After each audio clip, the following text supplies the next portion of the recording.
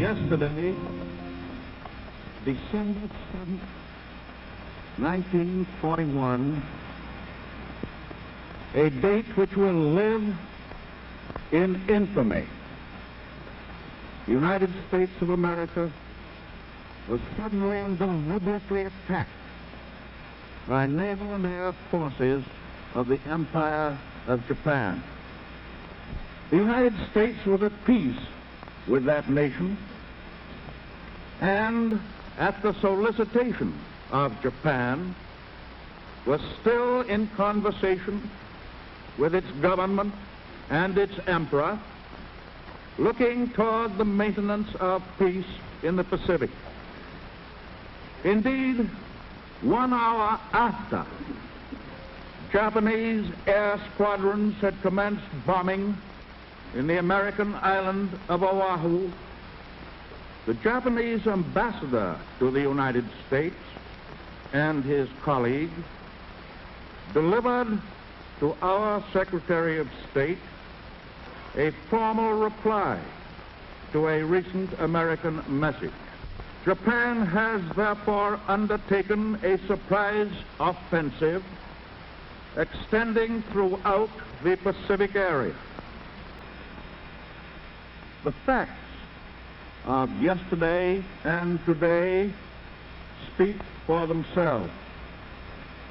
With confidence in our armed forces, with the unbounding determination of our people, we will gain the inevitable triumph, so help us God.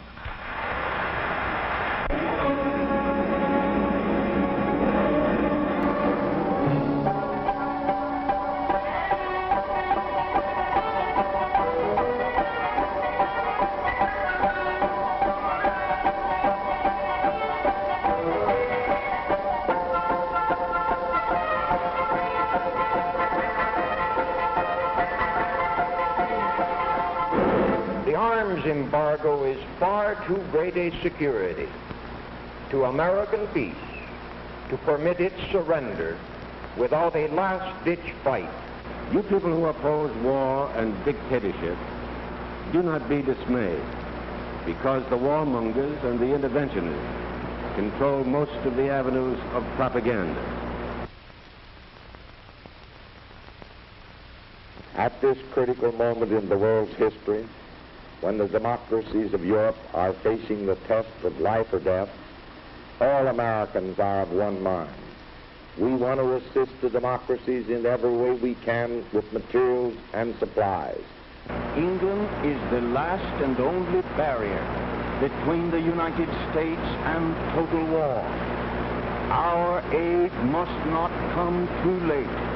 Therefore, we must give President Roosevelt power to set in motion an industrial blitzkrieg that will make it possible for England to blast Hitlerism from the face of the earth. It was fully and freely debated. Men were stamped interventionists and isolationists, and the debate grew bitter. Into this free debate trooped the agents of the aggressors, for they too were permitted to speak in our democracy. They wore Hitler's uniforms, but they wrapped themselves in the American flag. They preached the doctrine of racial and class hatred, for Hitler had said America could be conquered from within and fall as an overripe plum to the Nazi master race.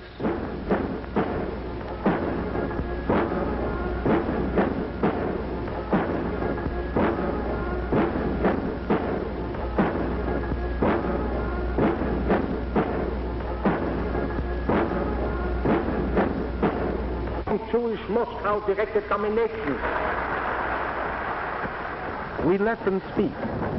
When occasionally a lone outraged dissenter wanted to air his opposition, we provided police to preserve order. This was Madison Square Garden in New York City, and not Berlin nor Nuremberg. Later, the speaker was arrested. It was because he had filched money from his deluded followers, and he was sent to Sing Sing to brood upon the strange ways of democracy. America was at war. It had been at war, although few Americans realized it, for more than 10 years. Ever since September 18th, 1931, when Japan clawed Manchuria out of the body of China. While Hitler was still brawling in the streets of Munich, Japan had already begun weaving the pattern of aggression. Started with an incident. A Japanese train on the South Manchurian Railway had been dynamited. Promptly, Japanese battalions invaded Mukden. This was not mechanized warfare. By later standards, this war was primitive, small, trivial, the Japanese cabinet officially labeled it when China protested to the League of Nations. 12 Japanese planes bombed a Chinese city. Trivial. The League branded Japan an aggressor, and Japan resigned, deeply hurt. Japan moved further into China. Pausing only for breath, Japan inflated the Mukden incident into the China incident. It was not war, the Japanese said. 400 million Chinese were caught up in this incident. China was looted and shelled and put to the torch. Chinese forces united under Generalissimo Chiang Kai-shek were pressed back by the invaders. China moved her armies and her meager war industries far into the interior. The Chinese fought on not so much with weapons as with space and time. And the warriors of Japan, still breathing the spirit of the samurai in an era of machines, adopted Western methods of warfare as they had adopted Western clothes and architecture and music. And the Japanese warriors dreamt of the conquest of Asia and then of the world. And their emperor invoked the blessings of the divine upon this dream.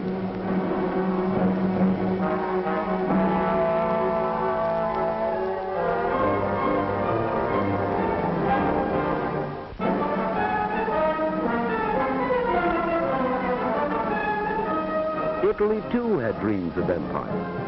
So Italy too created an incident in Ethiopia. Having achieved unity within by virtue of the club, castor oil, and the concentration camp, Mussolini was ready.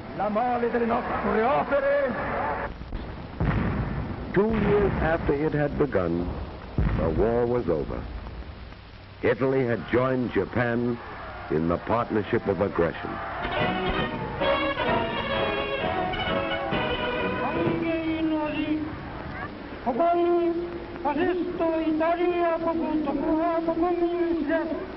Il saluto che io vi rivolgo è diretto a tutto il popolo del Giappone, tutti gli italiani, ed ha fondato un impero.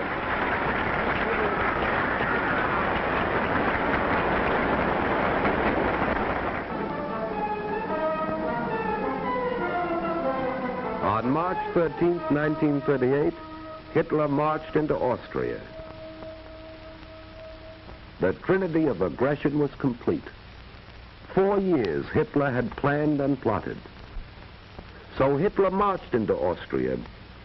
His conquest was bloodless. It was not entirely bloodless. German and Italian forces had been fighting in Spain. General Franco had revolted against the Republican government. He invited and received German and Italian aid. The duly elected government received some Russian aid.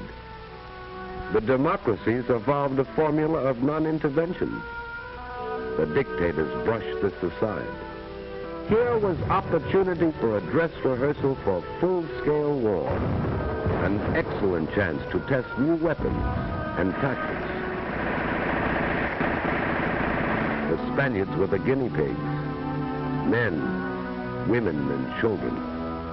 It was a long war, ended finally by hunger.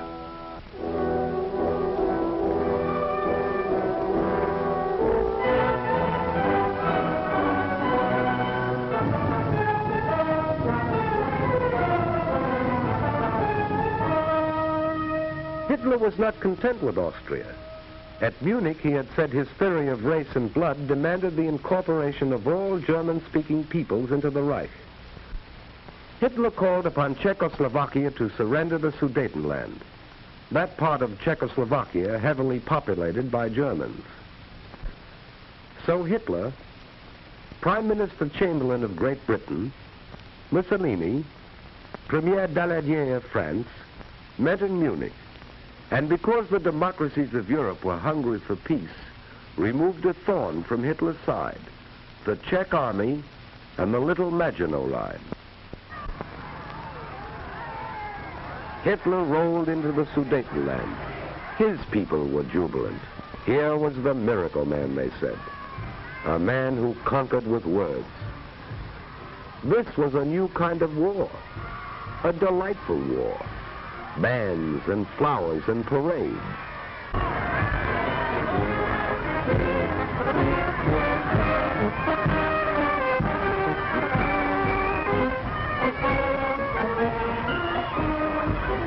Hitler told his people he was content.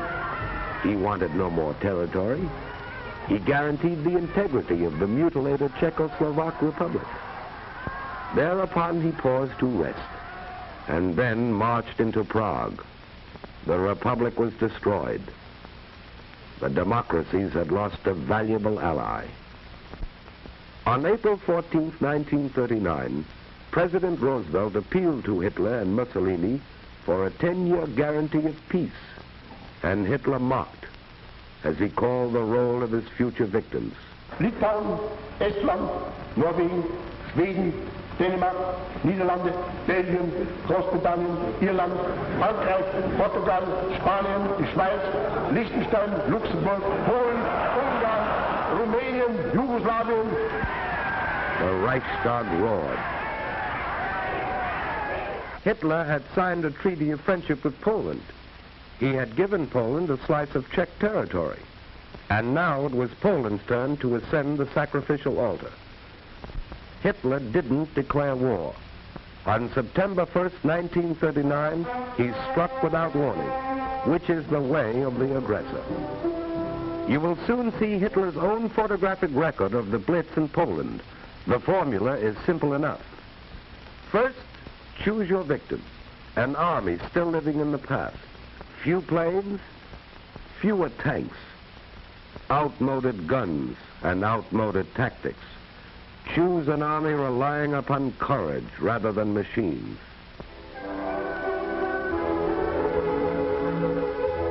Then, mass your bombers. Load with your biggest bomb.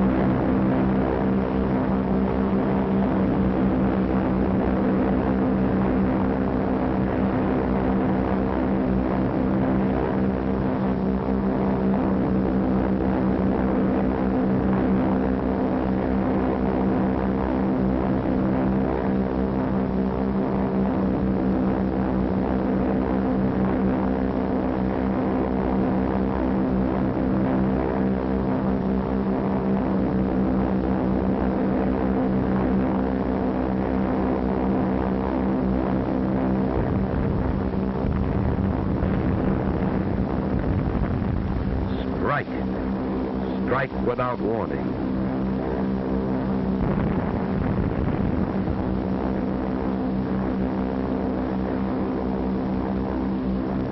Destroy his inadequate air force on the ground. Blast those who escape out of the air.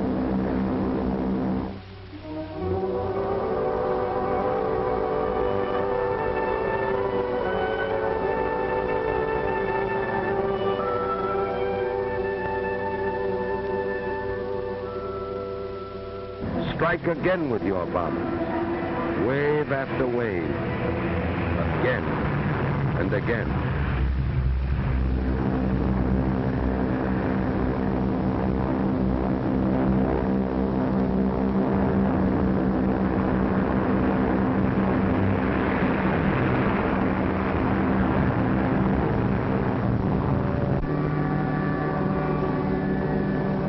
Strike at the railroad, for then the victim cannot mobilize. It cannot move men and supplies. Its armies are isolated.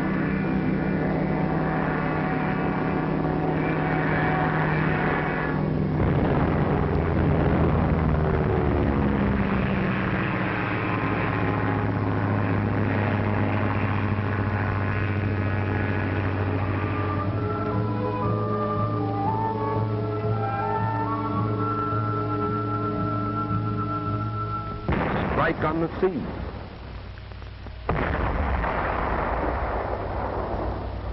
Strike on land, with tanks against horses, giant guns against sabers and rifles. Choose your time carefully, making sure the weather favors your machine.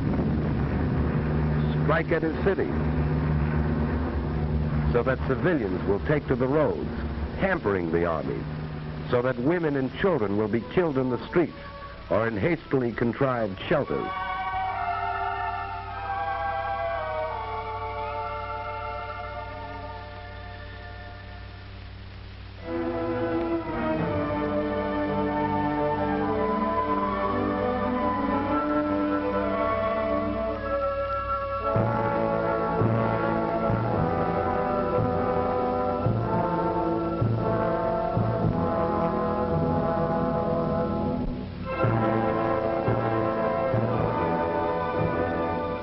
Strike again. Repeat the dose, day after day, and then add a drop of treachery in the form of fifth columnists. This was Warsaw. Repeat for 18 days. One Nazi pincer cuts the Polish corridor. Another races to Krakow. From East Prussia, another army moves on Warsaw. Encircled, bombed, shelled, and starved, Warsaw surrendered. Now, over the roofless city, send your Luftwaffe sailing leisurely to photograph your handiwork.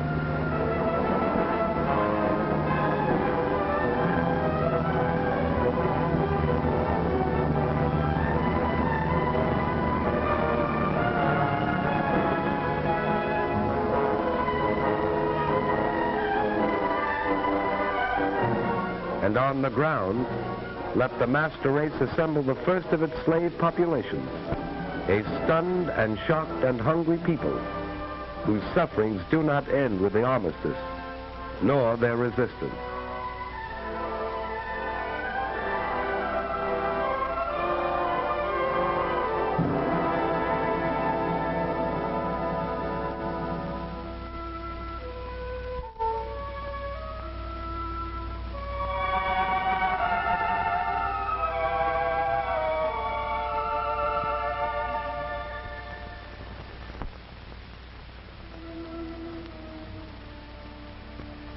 Now, gloat.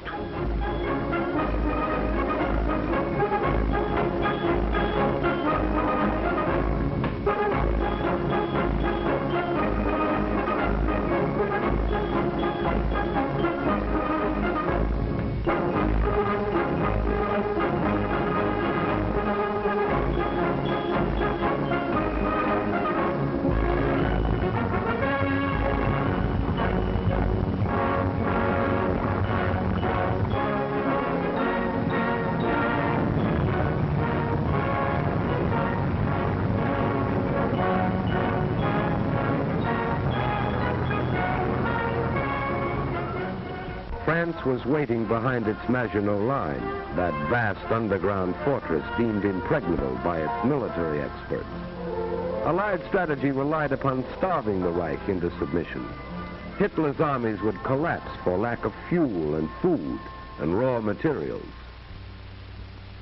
Spring shattered this comfortable illusion. Norway and Denmark had staked their survival upon the strictest interpretation of neutrality to escape the war. Their sympathies were with the Allies, but they took extraordinary precautions to avoid offending Hitler. So, on April 9th, Hitler invaded Denmark and Norway. Denmark was powerless to resist and didn't. Norway was stunned by an avalanche of force and treachery.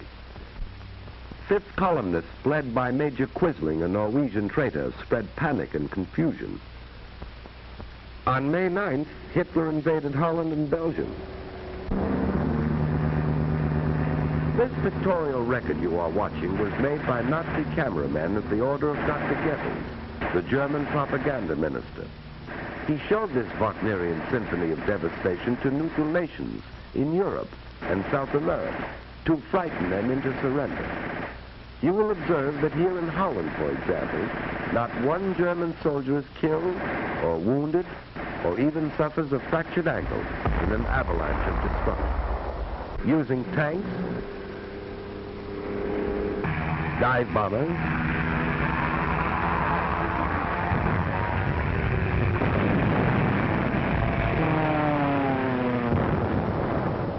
big guns,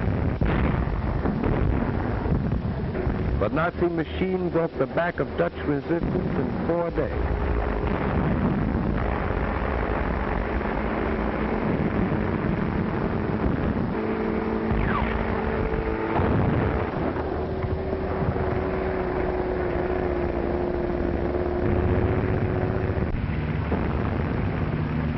This was Rotterdam, bombed after the Dutch forces had surrendered. The Nazis said there had been a mistake. The news had not reached the Luftwaffe in time.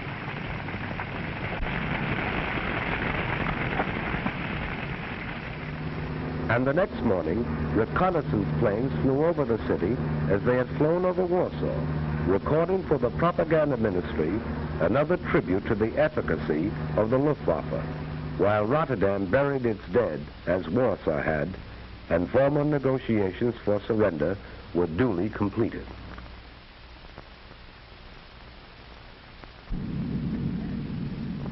It took 18 days more to engulf the Belgians and drive the Anglo-French army into the sea.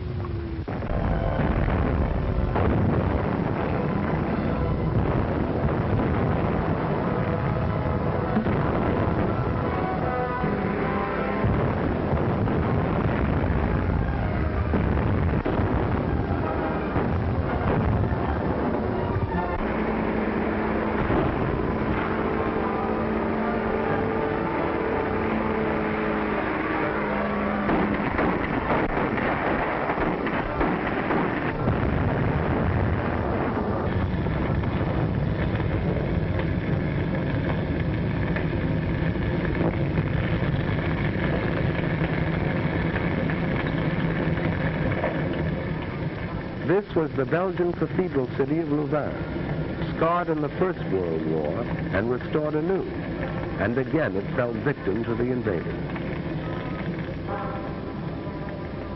Again its inhabitants took to the roads to escape the pursuing fires.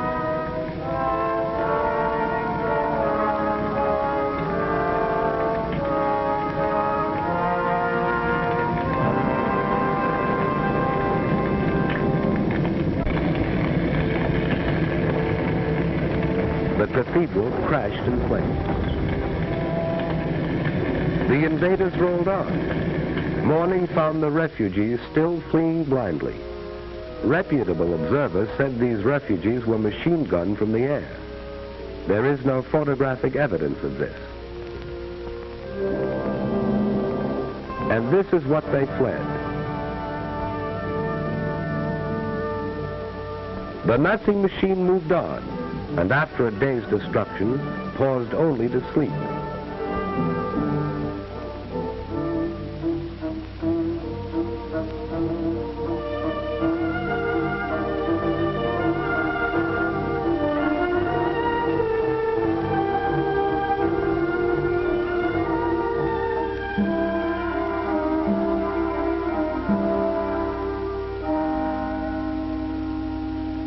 This was Antwerp, where the democracies had fired oil tanks as their armies retreated.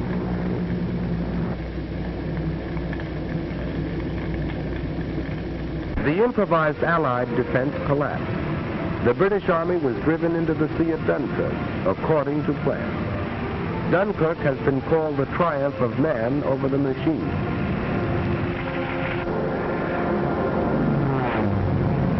To challenge the dive bombers, Spitfires rose from British bases and fought for the domination of the air over the desolate beach, while ground forces continued a stubborn rear guard action.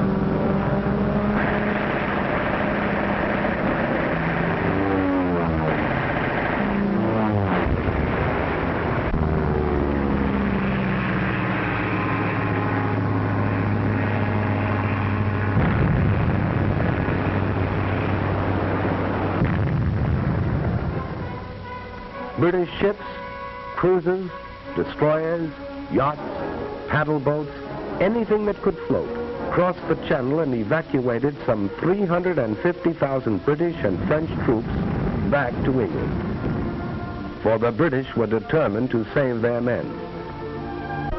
Here in the wreckage was the story of the epic evacuation. Men walked into the sea and swam to their rescuers.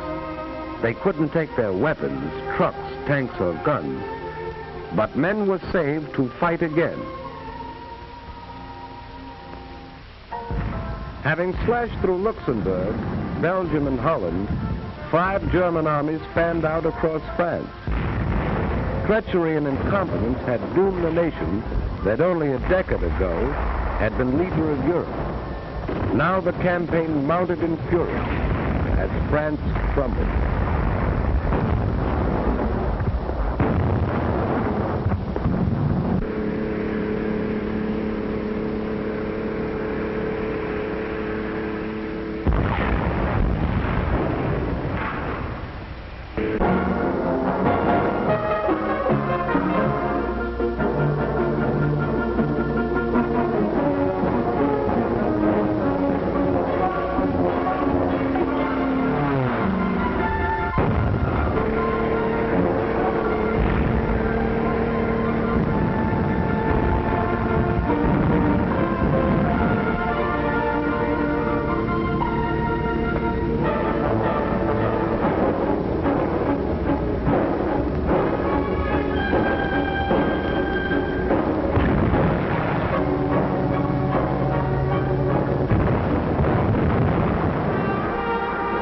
On June 10th, 4 days before France fell, Mussolini entered the war. He had waited until that moment to make his decision.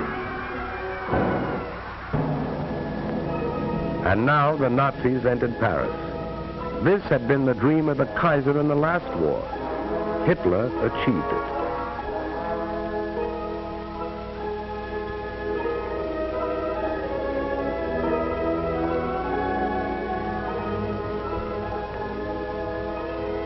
And the Maginot Line was still there.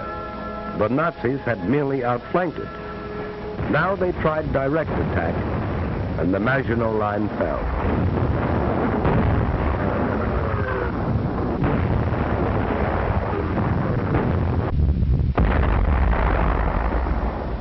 The First World War had ended officially in this railroad car, where Marshal Foch had received the delegates of the vanquished Germans. Hitler commandeered the car for what he believed was the end of the Second World War.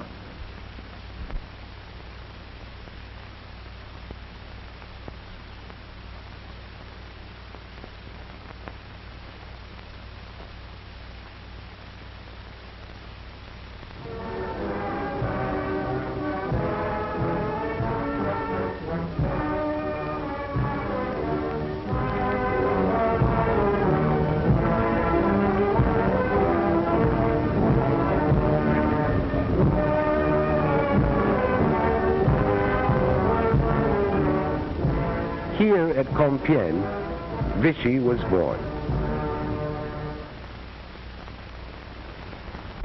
Hitler was happy.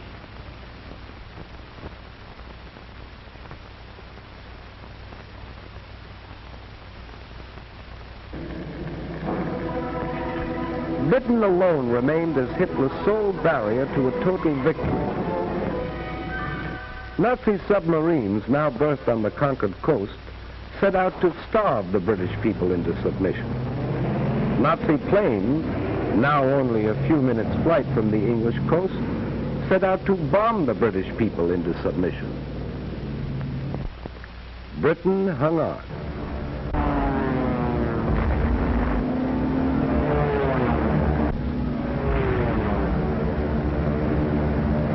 They bombed railroads and factories to disrupt transportation and war production. They bombed by day, and when the Royal Air Force smashed more than 180 of the bombers out of the sky in one session, they bombed by night. The face of London changed. Historic landmarks disappeared. Night after night, London was left a sea of fire.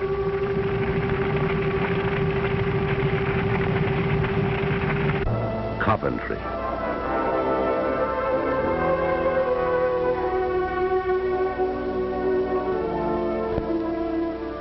Air armadas appeared over these cities through the fall and winter of 1940 and well into the spring of 1941. Wreckage was cleared and production continued. A new army was created, equipped with new weapons. And Hitler, frustrated, turned east. If this were to be a long war, he would need Russian oil and Russian wheat. So he proclaimed himself anew the archenemy of communism, despite his earlier plea to the German people that National Socialism and communism could live side by side. Now he told them he didn't mean what he said before, but he did mean what he said before that. Military spokesman in Berlin said the Red Armies would be encircled and destroyed within 6 weeks. Its remnants would retreat back of the Urals. There the Japanese could deal with them at the proper time.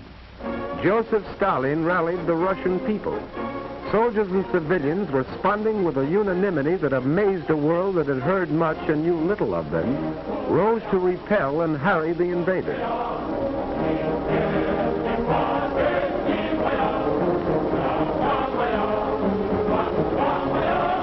Working with whatever tools they could seize, working against time, men and women, old and young, carved these huge tank traps.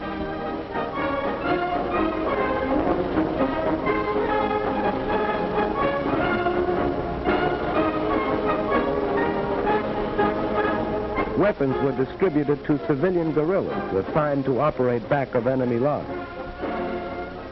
Anti-aircraft guns swung into place to battle Luftwaffe advance units.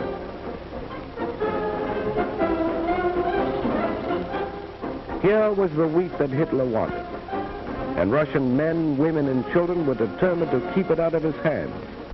They would have neither food nor shelter. Factories worked day and night, for the Russians knew this was a war of machines. Entire plants were moved east, complete with workers. Weapons of war poured out of these factories, and the Germans, as well as the rest of the world, discovered the Russians had tanks to meet tanks and planes to meet planes. The Russians retreated, but not without inflicting sizable casualties.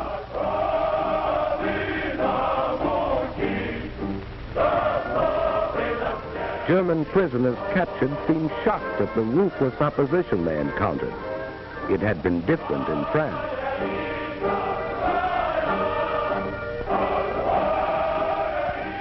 Winter found the Russian army still intact. German casualties mounted until they were counted in the millions. Hitler's armies were not smashed in the winter campaign, but the Russians gained the initiative and held it. As the snows melted, Hitler was to meet new Russian armies and new machines as summer came to the 2,000-mile front.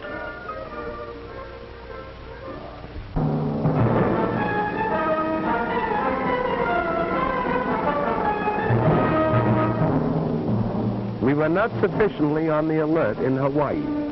The Japanese won a series of spectacular victories in the Pacific. Under General Douglas MacArthur, American and Filipino forces fought a fabulous delaying action in the Philippines. Manila was bombed, although it was declared an open city. Because of vast distances, it was impossible to send supplies or reinforcements, and Bataan fell only when Americans and Filipinos had eaten their mules.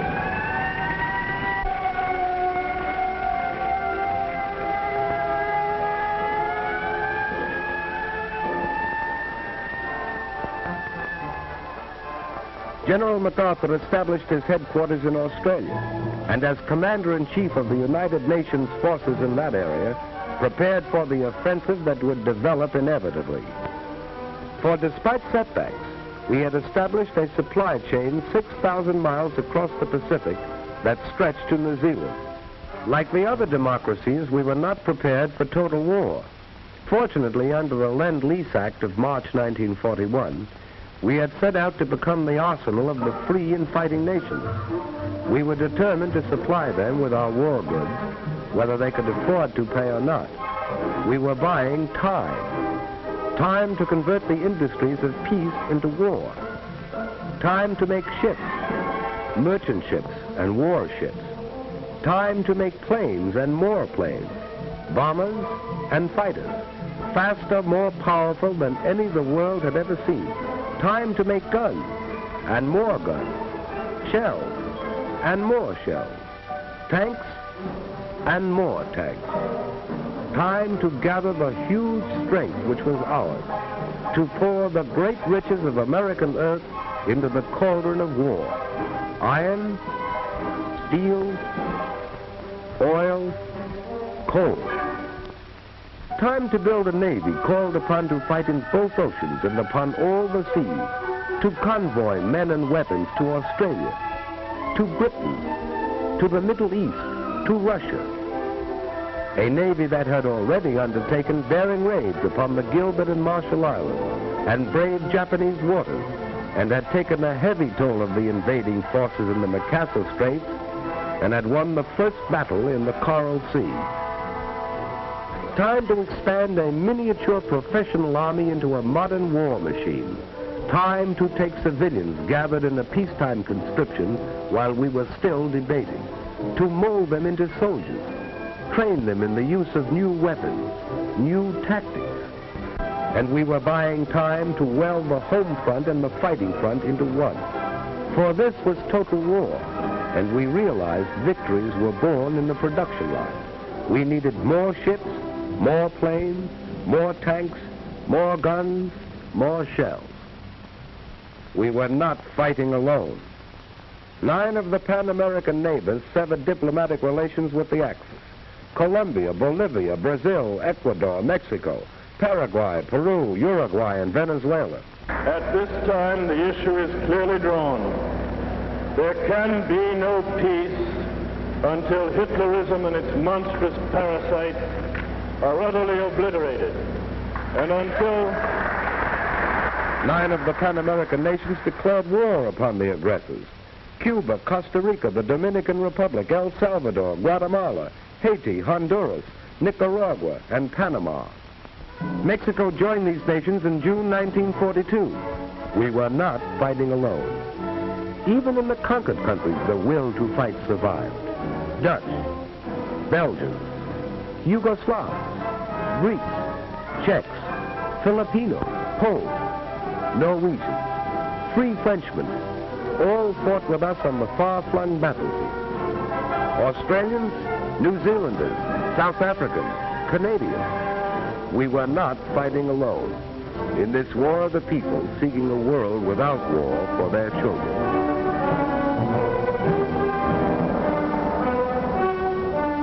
Britain, growing steadily stronger in its 3rd year of war, sweeping the skies of conquered Europe, harassing the enemy with commando raids, sending forth huge armadas of bombers over German cities Hitler promised would never be attacked. Russia, fighting with an unparalleled tenacity, drawing upon inexhaustible reserves, asking no mercy and offering none. China, knowing the patience of an ancient civilization, surmounting handicaps that would have destroyed other nations, fighting on as it had fought alone. And the people of the United States, an angry people, whose resources and privileges were the envy of the world, offering these without stint, fighting in the factories and the foxholes, fighting in the jungles, the deserts, the frozen wastes, fighting on all the oceans, fighting for survival, fighting a war which would be hard and might be long, but which they would win.